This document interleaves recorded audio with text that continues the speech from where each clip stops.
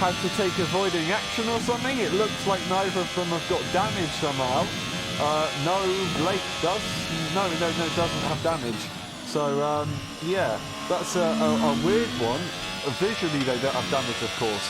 But it is what it is. The top three now, of course, in a lovely train. We got Gilly leading the way, and Niffo with extreme advantage on pace on the straight line here. Going to go for the move on the Ferrari. The Ferrari doesn't actually need to fight it here. They do need to fight Blake, however. So Niffo being in between these guys and maybe going ahead will allow them to get in a train. Blake's going to have a little bit of a hard time, especially when it comes to overtaking in the straights. So this will be a bit of a question to see, of course. But other than that, we're good to go. And into turns 8 and 9. Not going to have a look, maybe a look of a sense on that medium tire. Of course, he knows how to grip. He had the run as well. He's going to stick his nose in. The Ferrari leaves the space. Now goes on to the exit, of course. What can we get from the AlphaTauri? He's going to have the DRS. So he does the Ferrari, though. So it is a drag race all the way through. And then you get to the later stages of the straight, of course, and you have to kind of just predict what's going to happen at a track like this, at a corner like this, and that is Blake ahead. Niffo putting his nose on the inside line, has to go very tight into turn 1 and almost cut the corner, maybe even got a warning for that one, but no, that's protections is round. Have to wait for the other cars to go through before he can rejoin, but that is such a shame. Protections once again doing so well and then losing it at a random stage of the race. It's not one we want to see, as they were all so close in that battle up ahead, of course. But it is what it is. It's all it's over now. Nothing that they can do. Back to the top 3.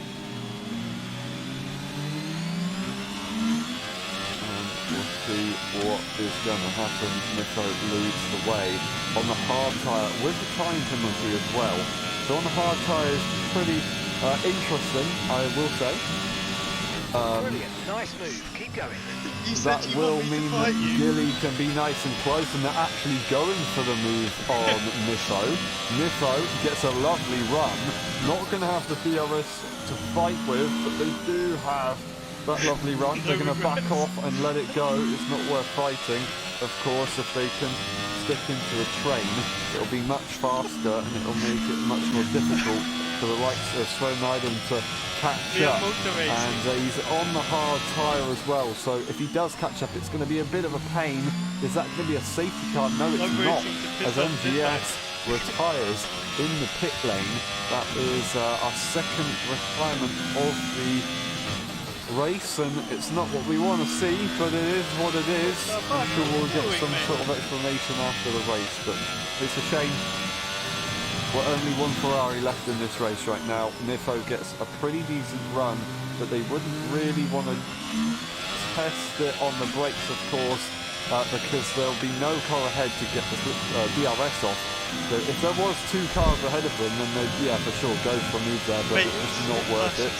Both really low on ERS, so the DRS is going to be what decides who is going to be ahead here.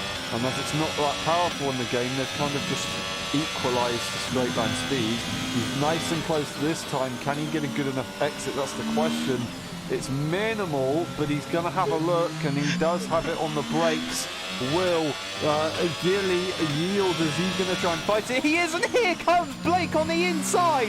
What an opportunity, but it didn't work. He might have an idea here, as these guys make it very, very difficult for one another.